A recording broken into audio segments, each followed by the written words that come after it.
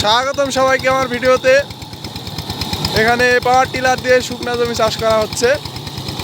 এটা সাইপিং 18 blade power tiller, সাইপিং 12 ঘোড়া diesel engine. তো শুকনো জমিতে খারাপ ফাল দিয়েও চাষ করা হয়, আবার পাখির কাদার ফাল দিয়েও চাষ করা হয়। তো এখন কাদার ফাল লাগানো রয়েছে, ওই রকমই চাষ চলছে।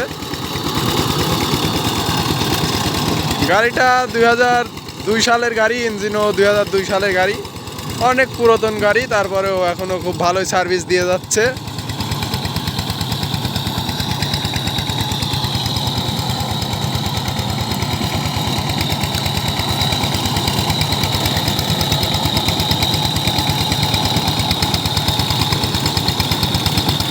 তো ধন্যবাদ সবাইকে।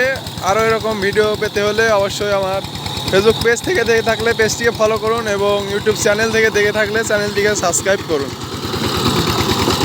ধন্যবাদ সবাইকে।